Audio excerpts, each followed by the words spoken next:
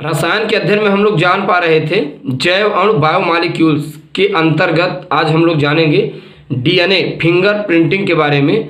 दरअसल मित्रों ये फिंगर प्रिंटिंग डीएनए है क्या, इसके बारे में हम लोग जानते हैं। आप लोग देखते होंगे, अक्सर सुनते भी होंगे कि जब कहीं कहीं कुछ ऐसे केसेस होते हैं जहाँ पर फिंगरप्रिंट वगैरह निकाला जाता है, ठीक, तो वहाँ पर मित्रों फिंगरप्रिंट निकाला जाता है। चूँकि आप जानते हैं कि पूरे वर्ल्ड में किसी का फिंगरप्रिंट बराबर कभी हो ही नहीं सकता, ऐसा कहीं जल्दी होता नहीं।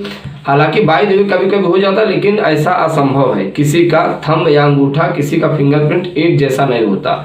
चलिए ठीक है, अगर किसी का थंब अंगूठा मिल गया तो आप जानते हैं रेटिना का फिंगरप्रिंट्स कभी नहीं मिलेगा। ठीक है, अगर आप रेटिना का कहीं फिंगरप्रिंट्स यदि खोज भी लिए पूरे वर्ल्ड में लगभग 650-700 अरब लोगों में से, तो आप जिह्वा का फिंगरप्रिंट्स आप कहीं नहीं मिला सकते। तो ये चीज़ें हम लोग ध्यान में रखना है। एक तो ये अंगूठा थंब का फिंगरप्रिंट्स हम लोग बनाते हैं, अब तो रेटिना आँख का भी आधार कार्ड में लिया जाता है, धीरे धीरे जिह्वा का भी आ जाएगा।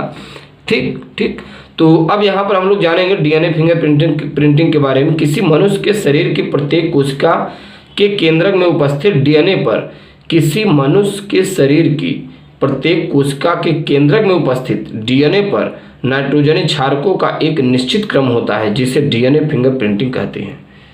मित्रों यहाँ पर कहा जा रहा है किसी मनुष्य के शरीर की प्रत्येक कोशिका, भाई मनुष्य के शरीर के अंदर जितनी भी कोशिकाएं हैं उनके केंद्रक में उपस्थित डीएनए का जो नाइट्रोजनी क्षारकों का एक निश्चित क्रम होता है, उन्हीं को हम लोग डीएनए फिंगर प्रिंटिंग कहते हैं। अब यहाँ पर ध्यान दीजिए, इसके उपयोग निम्नलिखित है। कहाँ कहाँ पर इनके उपयोग किए जाते हैं मित्रों, तो बहुत अच्छा इनका उपयोग भी किया जाता है। जैसे अपराधी की पहचान करने में, ये बात सही है, अपराधी को पहचान करने में इनका अच्छा खासा उपयोग किया जाता है। फिर कहता है दुर्घटना में मारे गए व्यक्तियों की पहचान करने में, दुर्घटना में कभी कभी कुछ ऐसे वारदात किए जाते हैं तो वहाँ पर फिंगर प्रिंटिंग के द्वारा पता लगाया जाता है।